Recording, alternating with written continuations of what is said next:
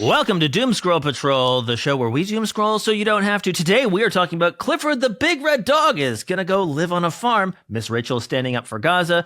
A Jewish couple was gunned down in Washington, D.C. Elon Musk is on the outs. The ice caps are melting, all while China's emissions are falling. Oh my God, there's so much going on. I'm Aaron Hickey McKay. I'm Harold Moss. And I'm Sam Perez. And Hannah sends her regards. Stick around, you're not gonna want to miss it. PBS Kids had to furlough 25% of its staff because of all the budget cuts, because the Department of Education spokesperson said that PBS is not aligned with administration priorities. So, which is stopping imaginary white genocides and accelerating brown people genocides. Y'all, how many tote bags are we going to have to get through to, make PBS, stay afloat? How many tote bags do I need to buy? I don't know, as many as it takes. Well, that's good because... PBS and NPR, I'm just going to be warehousing tote bags. Well, but also those tote bags can be turned into housing structures as runaway climate change wipes away all of our cities. So, you're going to have to show me the MacGyver on that one. I don't know how to make a tote bag into a house. Unless it's the power of my imagination, which I don't have anymore. I don't have anymore because there's no more Sesame Street. There's no more Sesame Street, no more PBS Kids, and no more Department of Education. Have they thought about asking their sponsors the letter F? U and C and K? Oh, I thought you were going to say the letter F just for fascism, and then they'd get refunded. Oh, that's true.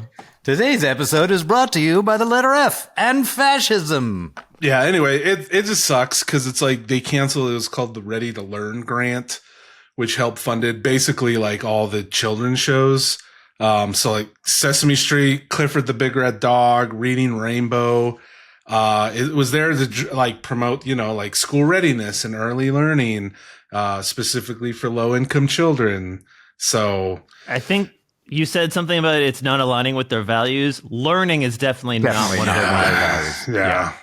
Well, I mean, there's what we're seeing. I mean, because we know that we've talked about this on this before, but from the Powell memo, which was a reaction against the upheaval in the 60s, there's been an intention on the right to make higher education unaffordable which they succeeded in. And they succeeded in doing, and then undermining K through 12 education. And there's an acceleration on that.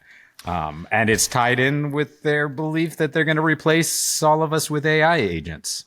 I don't know if the Powell memo was that prescient about having artificial intelligence, but it does seem to be one of those things. It was about an educated proletariat is a dangerous proletariat. That was quite explicit. Having people have a sense of the world and a nuanced view of how history has played out over the past, 1,000 years is apparently a public danger because people will go oh yeah, these structures that we have built, maybe we can think of other ways of doing things. These structures we have built are murdering us. Well, and that goes because, this stupid piece of shit, Maddie Bitterman, who's the spokesperson for the Department of Education, said that the reason they did this is because it's targeting racial justice educational programming, saying, this is not aligned with the administration priorities. The Trump Department of Education will prioritize funding that supports meaningful learning and improving student outcomes, not divisive ideologies and woke propaganda. Well, I mean, the fact is that it's literally Bitterman. Yeah. Bitterman. Yeah. Apropos. Bitterman. Yeah. I mean, the fact is that Sesame Street did work to help challenge racism. Yeah, that's the whole point. It was for black and brown kids. It was for black and brown kids and for the white kids. I mean, and I even know an old friend of mine grew up in really racist Tennessee. Racist family, racist neighborhood, racism all around him. But he watched Sesame Street and he looked around his racist ass cracker street and was like, I don't like this street. I like Sesame Street. They're much cooler there. And he moved to New York, hates racism, does good things in the world, and Sesame. So they're not wrong. It's just that, is your goal racism or equality? If your goal is racism, they're right. They're being very effective in trying to, double down on racism and oppression and horrible shit. I suppose racism is this really convenient tool to align poor white folks with rich white folks. Yep. Oh yeah. To get rich white folks to do what to get rich white folks to control the poor white folks and then just exploit everyone. Yep. So, and maybe they put that on Sesame Street. Right. Fucking Sesame Street. Speaking of things that the British did. Yeah. Everything. All of this mess. Well, yeah. It is interesting how fucking they took over the whole world, and yet, they're not great. Like, just go to England, and it's like, really? These people? Like you look at like the old episodes of like the Great British Bake Off, and they're like eating cake with their hands. I'm like, these are the civilized people? What is wrong with these people? Well, speaking as a person of British descent. Yeah, so am I. You're fucking right. I got some of that. Yeah. More Scotch-Irish, but yeah. I Scotch and English, though. Anything good in me, I guess, is Scottish. Yeah, I remember one time I had like the full like British breakfast because I was working on a movie and the producer was British, so he was like, we stayed at his place and he's like, I'm gonna make everyone this British stuff. And I want everyone on the crew to have diarrhea. Yeah, pretty much. And I remember he cooked it and he was so stoked. And I remember being like, this is bullshit, dude. Tell me what's in it. What's in it? It was everything. So it was like beans. Yeah, so it was like beans and toast. There was like a sausage, eggs, boiled tomatoes. I think it was just plain tomatoes. Wow. Like, and it's just like in England they tend to boil everything. Yeah, it just was like, and there's no two things. First of all, it's hangover food because everybody's there's so much better in England hangover food. But like, second, it's the reason English cuisine doesn't exist is that good food is peasant food because it's people who grow food and then make food, and French cuisine, because they preserved it, is actually peasant cuisine. All of the high French cuisine came from peasants. In England, the same reason they were able to take over the world, capitalism came in the 19th century, wiped out the peasantry, the enclosure laws. They turned all the peasants into factory workers and destroyed British cuisine, English cuisine. And that's why English cuisine is awful. Oh my God, Harold. Sam just wants to tell a story about eating breakfast, and you're to go in here with this fucking diatribe about British enclosure. Jesus fucking Christ. Just let him tell the story about having breakfast. Sorry, Sam. How was your breakfast? Oh, it was bullshit. I hated it. This is British food. So I got some breaking news. I mean, this is so a Jewish couple was shot dead outside of a museum in Washington. And the alleged shooter he was yelling like "Free Palestine" while being arrested. This is weird because like the guy, okay, the victims, Yaron Lashinsky and Sarah Lynn Milgram, okay, they did work at the Israeli embassy, but these don't seem to be like vehement, like let's bulldoze Gaza people. The event that they were at, which was outside of the Jewish Museum in Washington, organized by the American Jewish Committee. So according to one of the organizers there, she says, I'm just going to read from here. Jojo Callan, a board member of the American Jewish Committee who helped organize the event, said she did not witness the shooting, but felt a sense of guilt about what happened. Quote, I'm not going to lose my humanity over this or be deterred, and that Israelis and Palestinians both still deserve self-determination, and it's deeply ironic that is what we were discussing. Like, this is kind of the event that they were at. It's not like a show up in like Netanyahu rally sort of thing and be like, yeah, let's just keep in mind 70% of Israelis don't like what's happening. Well, they don't like Netanyahu. They don't like Netanyahu. It's a much lower. They are cool with. They want an end to the hostilities. They want an end to the hostilities, not necessarily to the ongoing genocide. Sure, there's a whole. To be fair, I think we're kind of in a triage mode at this point, right? Which we're going to get into in a little bit. So, but the shooter apparently he fired into the group of 4 people, killing the 2 that we mentioned already, and then he just wandered into the museum, just kind of silently. Then people were like, "Whoa, no, what's happening with this guy?" They thought he was like some sort of like he heard the gunshots and just wanted a safe haven or whatever, and people started bringing him water and stuff. And then at some point he just was like, "Oh, free Palestine! I did it for Gaza." And so this person is clearly not well. Yeah. And I don't like how this is almost certainly just going to be one of those things that's going to be leveraged to crack down on anyone who says free Palestine. Yeah, Or I was about to say goodbye to the First Amendment here in America after this one. Yeah, well, it's definitely going to be used as a propaganda tool on. Like this could easily be used as one of those things. I mean, I already saw one. I can't remember his name, but one Republican representative calling for the literal nuking of Gaza in response to what did they do to deserve that? They didn't do anything. Said it was like we have to do like we did to Japan, which we nuked twice. And we need to do the same thing to Gaza because of one mentally ill person. Japan didn't even deserve that. No one deserves that. Yeah, but no one deserves to be nuked. It's already no. I can't believe we're at the point in which we need to say don't nuke people. Don't nuke people. Yeah, it's not a cool thing to nuke people. But they've already dropped more explosives on Gaza than they did on Japan. I mean, it's just. Is that true? Yeah. Like in terms of tonnage. Yep. Mm-hmm. Does that include the atomic bombs? I think it's both of them, right? I mean, this feels like a fact check thing. Yeah. Anyway. Yeah, I'm going to fact check it. Sorry. It was in November. It was more bombs dropped on Gaza than Tokyo during World War II, to be fact checked on it. Tokyo, which is a massive place. Firebombing campaign. And a firebombing campaign. And if you ever saw Grave of the Fireflies, the Studio Ghibli film about dead babies in Tokyo, it was pretty horrific there.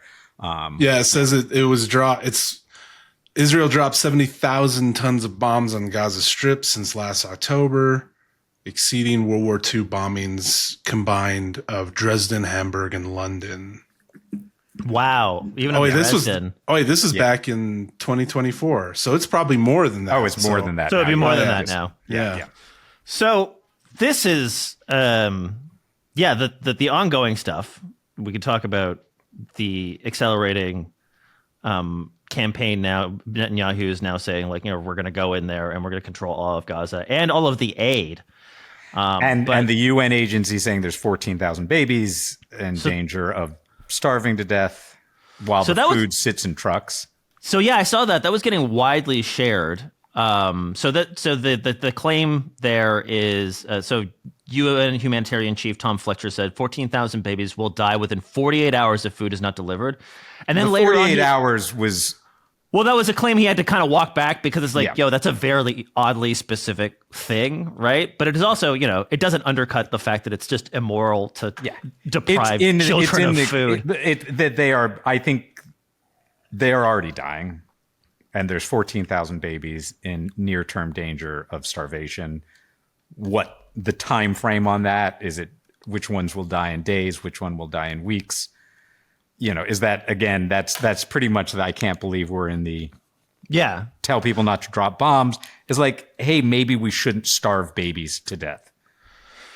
So that's really led to a lot of pushback because the images, they're just horrible. They're horrifying. And it has so Netanyahu is now sort of caving to some of the pressure from so you have like Canada, France, and the UK threatening sanctions against Israel if they didn't start letting food trucks in. So starting basically in the last few, couple of days, there's been like 90 food trucks, 100 food trucks, like basically a trickle of trucks, according to the Red Cross, is woefully inadequate. Only the rapid, unimpeded, and sustained flow of aid can begin to address the full scope and need on the ground. But they're letting in a little bit. Letting in a little bit. Yeah. Just so they can have a video image of some truck going through. Well, I thought it was interesting how, Netanyahu saying basically that the decision to resume aid deliveries to Gaza came from pressure from our allies, and he doesn't say who exactly, but they're expressing concerns over, quote, images of hunger. Israel's, quote, greatest friends in the world, he said, without naming the actual countries. There is one thing we cannot tolerate. We cannot accept images of famine, mass starvation. We cannot tolerate that. We will not be able to support you. And nor should you support that. I think. And now, no one's talking about cutting off weapons, by the way. No one is talking about cutting off weapons. No. Even like UK, they're talking about trade sanctions. They're not like, oh, we'll keep sending bombs to drop on the remaining tents since the hospitals are gone. So they're talking about the smallest amount of pressure. Well, that's the thing, that you got a concession out of just threatening sanctions. It kind of tells the lesson seems to be maybe sanctions work. Yeah, well, cutting off the weapons certainly would, because they can't support the war. Every bomb there has been shipped from the United States, UK, Germany mainly. And that was true. And that, I think we talked about this last time, that Biden, they were apparently shocked that Biden never put the slightest pressure on them. Hospital after hospital after hospital, never put the slightest pressure on them.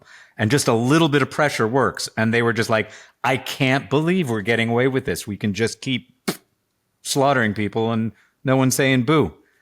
So we're just seeing now tens, hundreds, thousands. I don't know when we'll ever get the proper amount, that they're just starting to say, maybe just ease off the genocide a little bit.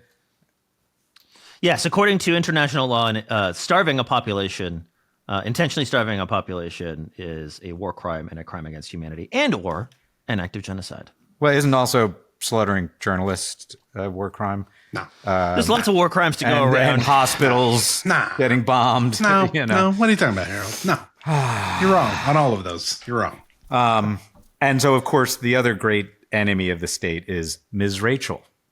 Have you all been following Ms. Rachel? Oh, because wasn't she like, I love children, and everyone's She's like, I love children, so maybe we should. Yeah, that's. And horror of horrors, she brought on a baby girl who lost her legs. Oh yes. Who lost her legs to most likely an American bomb that, Sam, you and I's paid for with our tax dollars, and humanized this, and that is apparently Hamas propaganda. But good on Ms. Rachel, because she's not backing down and continues to humanize. That's all she is like, I love children, all children, everywhere. So it's also, crazy. This is, to tie it back to the Sesame Street stuff earlier, the idea, the value that all children have value, that all children are worthy not only of life, but of thriving, of health, of education, is honestly the most danger value to the fascists, right? That it requires dehumanizing of children in order to be able to do what they're doing. And that's what ties together attacks on Ms. Rachel, the bombings in Gaza, the attacks on Sesame Street for being woke. All of that is, you need to dehumanize even the youngest children in order to justify what you're doing.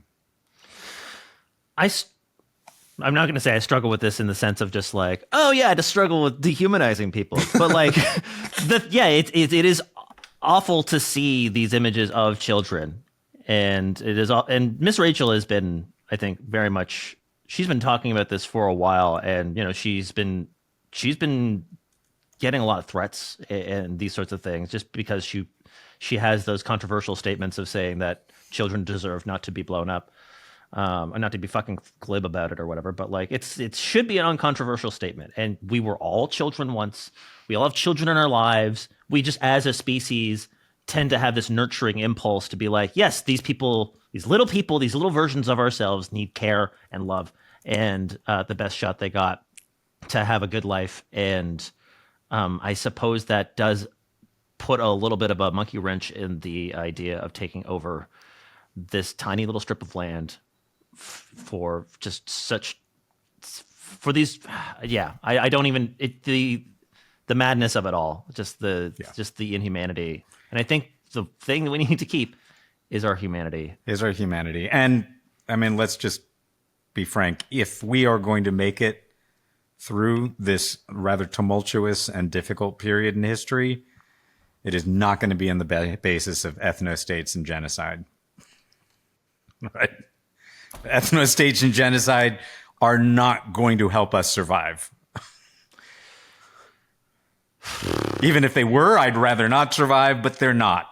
That's definitely not just the moral wrong side of history. It's just a rapid speeding up of our descent into an unlivable planet. I think we do need to start telling the story as like a one of universal humanity and care. And it's hard to tell that story when the entire media ecosystem is bent on dividing everything for the stupidest shit. And I think we got to stop. We got to start focusing on the bigger picture of just everything is at risk, including the survival of our species and all the survival of every other species. And that humanity, recognizing that humanity and care is actually core to our survival as a species. It's not it's not liberal snowflake woke stuff. It's literally, that's the central core question about whether we make it through, whether we win the fight to recognize the humanity of all humanity. So speaking of people on the other side of that question, I'm going to toss it to you, Aaron, again with our favorite wannabe trillionaire. So some good news, though. Elon Musk is just fucking floundering. The guy is not doing well. And I think there's a whole, like, to use the meme, well, if it isn't the consequences of my own actions. So he recently did like just this off the rail interview with Bloomberg. He was speaking at sorry, I've forgotten what it is, the Qatar Economic Forum in Doha. And he did an interview, the interviewer, just God bless her. I didn't write her name down, and so I'm an idiot, and now have to like look up her name in the article. Give me a second. Please cut this out. Aaron's a dum-dum. No, we're leaving it all in. I guess it's good. We got to feed the content machine, bro. We got to feed the content machine. And making fun of each other and being mean is what the content machine wants. Yeah. Being mean for the content machine. Although the content machine didn't like that last clip I tried to upload to TikTok where Harold talked about like billionaires being kings. I don't think it's still uploaded yet. I think it's still under review on TikTok. Aaron is a big old dummy. Well, I found the name. Okay. No, it's fine. It's just we were talking. Yeah, it's still under review. It's still under review because I called them God Kings of Mars. Was it that quote? Yeah. Yes. Still, it's been like 12 hours. Oh yeah. I mean, TikTok can be very, it can be very touchy over things, and it's very, if you use certain words. I remember I made a joke of like calling somebody a Nazi or something like that, and just the use of that, because the person was literally a Nazi. No, again, they had like a Nazi symbol on their car or whatever. I'm just like, what the fuck is this thing? And then they're just like, you're a Nazi. They just accused me of being a Nazi for showing it in the video. So it's, the algorithms are not that smart yet, and maybe it's. That happened. I made that video about the Navajo use of the swastika and like back in the day and how we don't use it anymore. But it like flagged it, and then I had to like appeal it. But then it went through. But still, it was like. But it's just interesting because this one's not technically like, Harold's not saying very infuriating things. Like he's just like, hey, they all want to like treat us as slaves, and like that's what they're doing. Like Harold has said, or any of us have said way more. Like the clip on the daily. Yeah, the clip of me talking about how great it was, the assassination of what's his name, the Prime Minister of Japan. That one like skated on through. So like that's. I mean, of course you were joking. But I also feel like, we were making jokes about an assassination. Anyway, the point is that TikTok is very sensitive about like American criticism right now for obvious reasons. So that their content moderation is hypersensitive on those sorts of things. So anyways, back to TikTok doesn't like me anymore. Yeah. Oh yes. So UK broadcaster Michel Hussein, thank you for finally finding that, interviewed Elon Musk, and he's just there's a whole, like, it's like 30, 40 minutes, and it's just absolute bonkersness. But there's a couple of clips that we can kind of just go through if you want to just have a little react sesh. So this one's 2 minutes. Do you want me to just drop them in? How do you want to do this? Yeah, put it in the studio. Or chat. I can share a thing. Yeah, just drop them in. Drop them in the chat. All right. So this is the studio chat. I'm just dropping these in. So this one's in response to he's talking about South Africa. And did it make you regret or think twice about your political endeavors?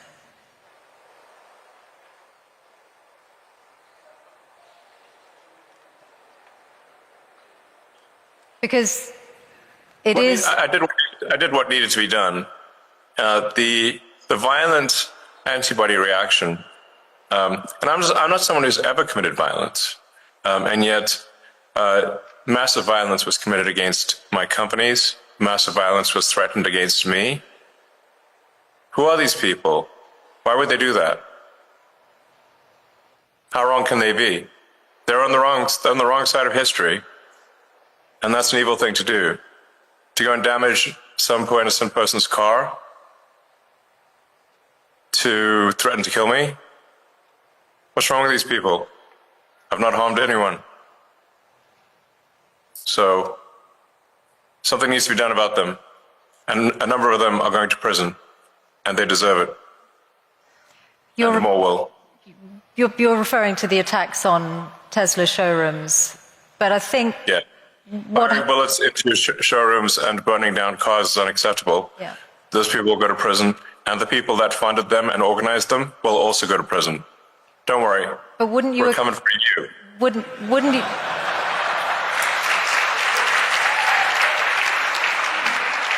But wouldn't you acknowledge that some of the people who turned against Tesla in Europe were upset at your politics, and very few of them would have been violent in any way. They just objected to what they saw you say or do politically. Well, it's certainly fine to object to political things, but it's not fine to resort to violence and hanging someone in effigy and death threats. That's obviously not okay. That's absurd. That is in no way justifiable at all. In any way, shape, or form, and he looks like some such of an asshole. the legacy media nonetheless have sought to justify it, which is unconscious. It's like he's trying to be like a cool anime character, but he like fucking sucks too hard. You can't even weeb properly. No, he can't. That's what's crazy. It's like, you know how easy he's it is a wannabe weeb. Yeah, richest man in the weeb. world, and he's a wannabe weeb. Yeah, what an asshole. He's melting down, but I would say you were saying that he's been, clearly he pulls like a fucking anchor because nobody likes Elon Musk except for the few people who pretend. Well, I think there's some other just real hard right losers who still have polished his knob to a bright shine. But he's not really going away. That's the thing. He's melting down. They quit talking about him. He's not in the news so much. He said he's getting out of politics. But the fact is, he was on the plane and in Saudi Arabia with Trump. He was in the Oval Office when Trump was trying to lecture the president of South Africa on his delusional white genocide. And even one of the richest white South Africans was like, basically, and that was like, no, there's no actual white genocide. Everything you've just shown is disinformation. But he was there. He obviously was behind that policy of saying that there's a white genocide in South Africa, which clearly the end of apartheid is still like his rosebud. Yeah. It's his origin story of hatred is the fact that apartheid was overthrown and he still hasn't gotten over it. So he still owns Trump and the government, they just realizing he's not a very good spokesperson. So just specifically on that clip, I do think it's hilarious how he's just like, do you think these are racist laws? And she's just like, well, they apparently don't apply to you. Like, because you're getting around them anyway. And he's like, well, answer the question. She's like, I'm the interviewer. This is an interview about you agreed to. So this is that's not how this works. And he's just like, oh, you got to answer the question. Like, just fucking anyway. But yeah, you're right. The MAGA wing or the MAGA Republicans have basically stopped talking about it. Politico did a thing, basically asking why has Musk disappeared from the spotlight. And he is like the most overexposed man. But it is interesting that they do just a little bit of like, how many times has Trump tweeted about him? And he was tweeting about him like an average of 4 times a day until, the end of March. And then it just dried up. They just But again, they're still trying to get people to sign up, countries to sign up for Starlink in order to get tariffs reduced. I thought that was an interesting bullying tactic the U.S. has been doing this for a long time, but it's now specifically to benefit this fucker. Yeah, so his ownership stake in the U.S. government has not reduced, as far as I can see. It is his realizing that exposing the world to him just is an anchor on everything. So do you think that's why he's not as like shown in the news as much? Oh yeah, yeah. Everyone's just like this fucking. Well, they saw in Wisconsin where he tried to buy the Supreme Court thing, and everyone was like, "Fuck this awful cheese hat." So there was a GOP operative again in this Politico thing. GOP operative who was granted anonymity to speak frankly says, "quote He's finished, done." Gone. He polls terrible. People hate him. He'd go to Wisconsin thinking he could buy people's votes, wear a cheese hat, and act like a 9-year-old. It doesn't work. It's offensive to people. And it's just like, what are these people? It's really interesting to see how fucking psychopathic these people are. That just the whole front that they have is just so dishonest that like once the veil, like once you grant them an anonymity, they hate this guy. Yeah. They hate him. Yeah. Well, I mean, have you ever seen him? Have you ever heard him? Yeah. just barely. They hate him like everyone else. It fucking sucked. It sucks. They say he's polling worse than the president, and then they point to the polls like he has a 35% approval rating. I'm like, that's too high. Yeah, we can get those numbers down. We can get those way down. We need to work together Tesla as a country. stock, nobody's buying Teslas. Tesla stock has rebounded because. Oh. Yes, so that gets pointed out in the interview, and he's like, it's fine. And basically, he doesn't explain why it's fine or whatever, because she's just like, yeah, your sales are down. He's like, no, they're not.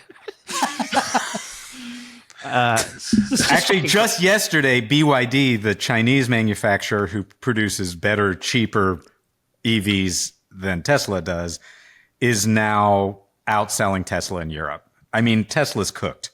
Tesla's cooked on the technical innovation front, on build quality, on price, and the fact that globally now it's a Nazi brand, right? Globally, he turned the Tesla symbol into a swastika, and it is cooked. But somehow everybody's just like, clicking their ruby slippers and saying robots and Mars and robo taxis.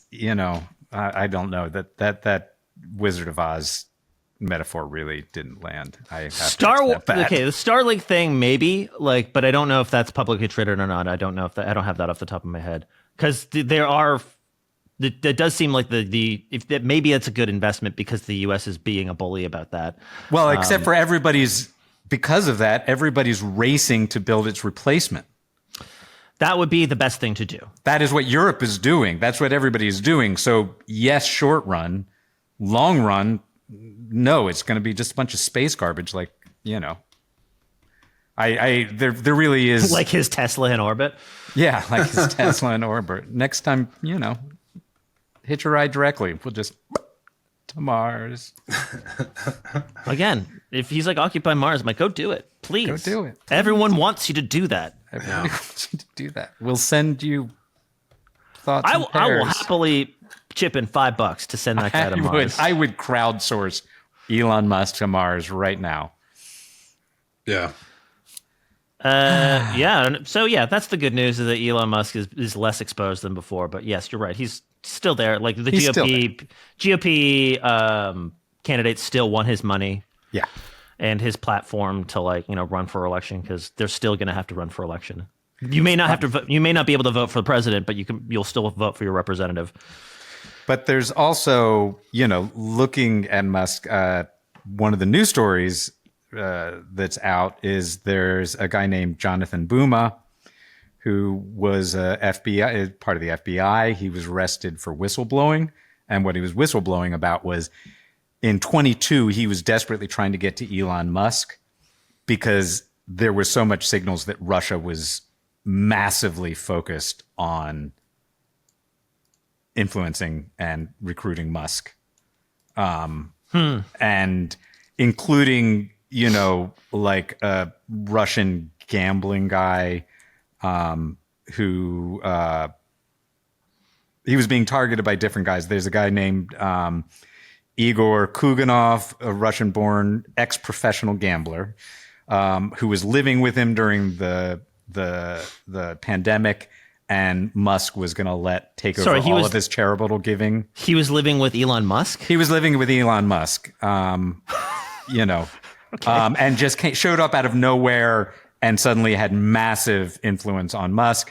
And then we know that Musk was, turning off Starlink in Ukraine and repeats Russian propaganda. So it's,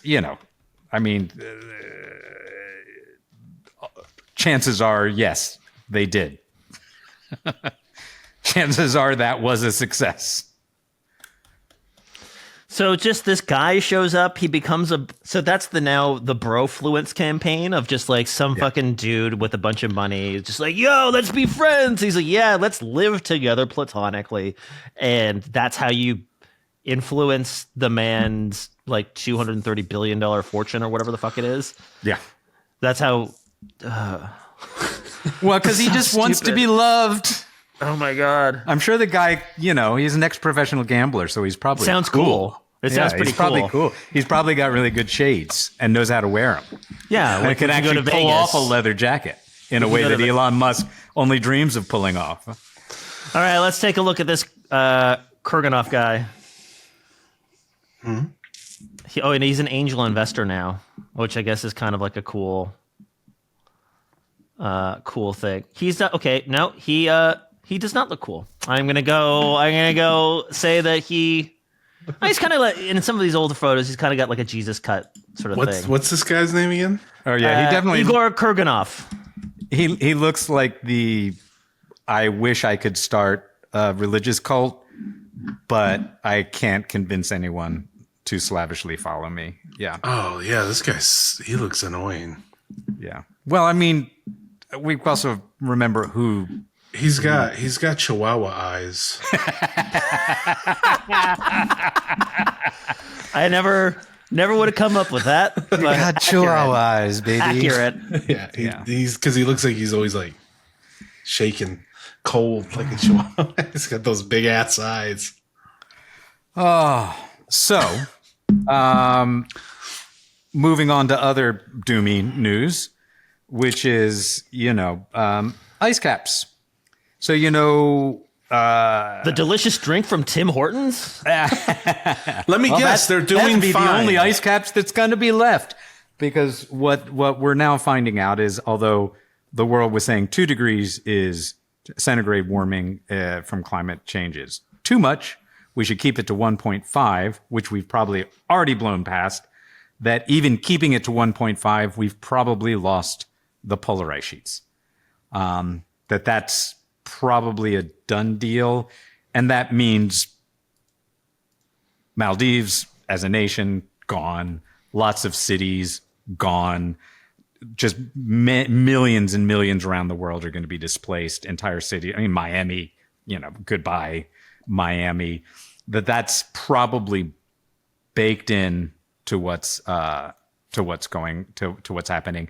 And looking historically, even at 1.5, we're probably looking at about 9 feet or 3 meters of sea level rise in the coming years, and that's if we stopped it at 1.5.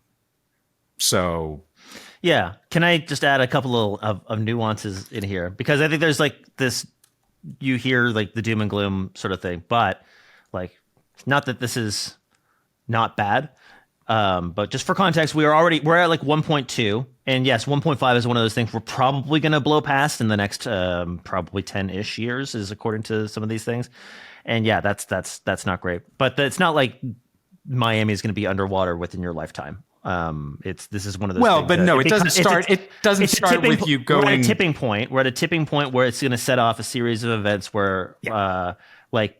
In a number, it's probably generations we're talking about here, where eventually like cities will be underwater. It's not that it's like suddenly 9 feet up, but what it does mean is Miami already floods more. So it's a progressive. You're gonna have storm surges. A progressive disease. Yeah. And 2024, we don't know. 2024 was more than 1.5 degrees centigrade. We're waiting to see if that was a fluke or whether we're there. We honestly, frankly, nobody knows. That's the thing we do know is that it will keep getting worse if we don't stop burning fossil fuels. And the only reason we're continuing to burn fossil fuels is there's some rich fuckers who are making so much money, they don't care that they're killing their own grandkids. But we could stop it. We could start to turn all of this stuff around. Like, we got it. I said this last episode, I think, and it's my new mantra. We've got more solutions than we do problems, and that is absolutely true and has been true for global warming. That we have more solutions than there are problems. And this is just all fixable, not reversible. But we got the tools we need to turn it around. It's a little like a patient outside of a hospital who's just been shot. Yeah. And it's like, let's bring him in the hospital. I don't know about that. That seems catastrophic. It's just like, should we bring him in the hospital? Do we really need surgery? That seems like a pretty big thing. Wait, here's another idea. What if we just shot him a few more times? A lot of the reasons why these are happening, like in essence, are just the biggest obstacles are in our head. Right, they're all just sort of these stories that we tell ourselves about how the world works, and like every day we wake up and we make this economic system happen. And even though almost none of us would choose they're to in make our it heads that way. and in our boardrooms. Yes, but we have these real power relations. Yeah. We have these real laws. We have these things that are ultimately just made up that we can just unmake up or like remake in a better way. Like we could do it any day now, but it is one of those collective action problems that you can't get 8 billion people to coordinate on, even though you don't need 8 billion people. No. And the thing is that the danger is that as the catastrophes pile up, like St. Louis just had a horrible hurricane or series of hurricanes. We're not quite sure yet. Nobody knows where FEMA is, which they're trying to eliminate. Sorry, not hurricane. These are not hurricanes. Tornado. Sorry. Okay. I'm just like, hurricanes didn't just happen. We would know if hurricanes just happened. Okay. Tornadoes. Storms and yes, I flipped the words. Yeah, no, it's fine. It was a little brain fart. Yeah, because I'm like, that's usually No. Tornadoes and storms that decimated St. Louis, and FEMA's not there. Yeah, sure. And the problem is that they are quite intentionally not just abandoning, but they're going to be using the catastrophes that they're causing to try and strengthen the authoritarianism and the fascism. And that's the real danger, is that they will use. It's more like at this point, they took the patient, wasn't a patient was walking healthy down the street. They pumped a couple of bullets in him and then said, oh my God, this guy's been shot. And they're like, should we take him to the hospital? No, we should shoot him some more. And now we need more police, right? And they need tanks. This feels like, I think maybe the thing is just, I know I'm against torture, and I know I just tortured that metaphor to death. But. Sure. I'm just trying to think if the analogy is more like medical debt, where it's like you now have to pay off the fact that you just got shot. Yeah. And to do that, you have to make these sorts of concessions that will affect you for the rest of your life. And this to me just feels like you are no longer part of a country that takes care of each other anymore. But they're also essentially weaponizing aid against your own citizens. But they're also using it to pump more fossil fuels and burn more coal and do everything they can. Yep. But on the solution side, and this isn't some miracle that's going to solve things, but China's CO2 emissions fell for the first time. Now, China's got all sorts of, they're still building coal plants. There's all sorts of things, but that's because they've doubled down on renewable energy. So they are still massively growing an industrial economy. They're doing all sorts of things that we probably need to not be doing, but simply because they recognized, oh my God, what's the way to dominate the world? Produce all the renewable energy that everybody's going to need and do it in quantity. And they scaled up much faster. So their CO2 emissions are actually falling for the first time, which is kind of flies in the face of the, everybody, the most nonsensical, what about China thing? Yeah. But it actually shows that they are in no way undermining. I mean, we've talked about, and we'll talk about again, degrowth and whether we need a different kind of model of economy and industry. They're not building a different model of economy and industry. They're not fundamentally rethinking the priorities of global capitalism. They're just building renewable energy at an incredible pace, and they're actually turning the corner on their CO2 emissions. I think it's really interesting how China has become this thing. Again, they build coal plants and gas plants and these sorts of things. And that is, a lot of those are there as peaker plants. Yeah. So like when solar is not happening or whatever, it's like we turn on the gas plant as a backup, right? It's one of those things that they have as a thing to, like when the renewable electricity isn't there. Another thing that I think is interesting is that China is basically doing this because they don't have oil. They don't they have to import it, and it's very expensive to do that, and it also makes you dependent on other places. So this is an energy sovereignty play as much as it is also a technology play to then sell to the rest of the world. And they thought about this, and because they have some sort of industrial policy that looks a little bit more towards the future than literally anyone else, then they made it happen. And climate is going to cause big problems because their entire food supply based on Tibetan glacier water, a big chunk of it, is endangered by climate change. So they also recognize long term that you've got to turn it around. But it just shows that even without solving the needs to be solved problem of what our modern industrial society and how its priorities are lined up, that we could be bending the curve on emissions rapidly. They're using more energy. That was one of the interesting things in China, is that their CO2 emissions fell while their energy use increased. Yeah. Yeah. Because their share of renewables keeps growing. And it's exponential. And thorium reactors. And they're now making. Yeah. But I mean, but they're also it's exponential, and they keep breaking their own targets. So that's probably going to speed up, not slow down. That whataboutism is slowly going away. And I kind of say, what about China? They are doing it. Why ain't we doing it? I mean, the U.S. is just going to be a backwater country. That's the end result of everything Trump's doing, is the U.S. is going to be a backwater country, which in the long run, maybe that's what the world needed. Okay. Well, because I'm not in favor of anything, but we've been the biggest block on climate progress globally, the biggest propper up of authoritarian regimes, the 5 times more military spend than the next country in line. The Pax Americana has come at a very high price, and maybe this is just the natural result of it. There's a lot there.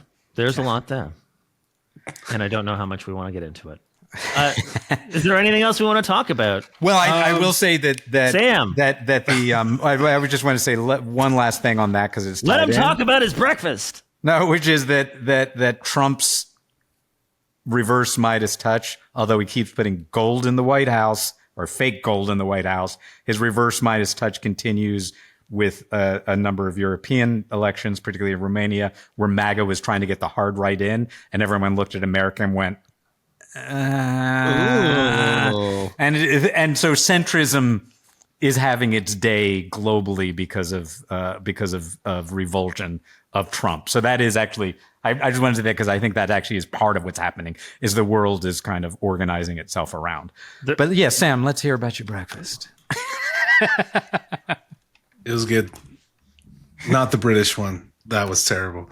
No, it was just kind of fun. I was looking at something. Apparently, America's going to stop making pennies. And I was like, oh, that's good. Like, fuck pennies. Canada got rid of the penny like 10 years ago, and no one misses them. Yeah, so I saw that, and I was like, oh, that's a good thing. Like, I guess Trump did one good thing, which was get rid of pennies. So, so you're on Team Trump now? Yeah, I think I think I love everything he does. I'm 100%. I'm going to Mar-a-Lago tomorrow. Hang out, see what's going on. Yeah, no, I think it's good. I think it's a waste of time and money. I mean, my kid might be kind of sad, but fuck it. Here's a nickel. You'll get over it. Yeah. Yeah. When's the last time you could do anything with a penny? Yeah. Anyways, besides leave it in the little tray at the cash register. Yeah, that's about it. But that's all I got. Well, you had something else on the anti-environmentalism, right? Yeah, but I was like, that's like a longer one. So maybe next week. Oh, you're gonna tease the interview? Yeah, we're not an interview. We got a guest, a very special guest, NASA climate scientist and activist Peter Kalmus. Will be joining us. And Hannah will be back, right? And Hannah will be back. So there will the proportion of sausage will still be fairly high. But it's in fact, it will be in some ways higher. It's some ways high. Well, no, because it's 0%. Oh, I thought you meant in terms of our regular. Yeah, right. It's a little more than our regular, but better than this week. But yeah, Peter Kalmus will be joining us to scroll the doom. Cool. Or you go surfing on the doom ocean. Catch a wave. Catch a doom wave. Ocean. Yeah. Yeah, this is good. This is all good stuff. Face down in the puddle of doom. This is what Peter's going to be so stoked to hear about, is us talking this stupid bullshit. He's going to be so stoked. Oh, actually, I'm stoked. I haven't seen him in a while, so I'm excited to. No, it's going to be great having him on. Hear him just be sad and like depressed, because he's like in it more. I feel like, in a way, like he's in certain climate crisis areas deeper. And I don't know. It's always interesting listening to him talk, because he's like, you don't understand. He's looking at the numbers all day. If there's a patron saint of climate anxiety, it is Peter. Yeah, I know he's pretty healthy, but he lives it. He lives it. Yeah, that's what I mean. Like, he's in it every minute. Like, it's on his brain. Like us, we can joke about it and it makes us sad, but then I'm like, man, I'm gonna go eat a hamburger and play Nintendo, and then I'll stop thinking about it. Yeah, he lives it in a way, and I respect it. It's like he really totally makes it like he will feel it, but he will also work through it, and he will do something constructive with it.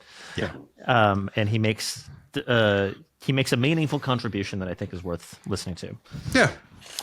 Thanks for listening to Doom Scroll Patrol. Like and subscribe on your favorite podcast, and recommend it to other people, because that will help us grow. If you have love letters for Harold, please send them to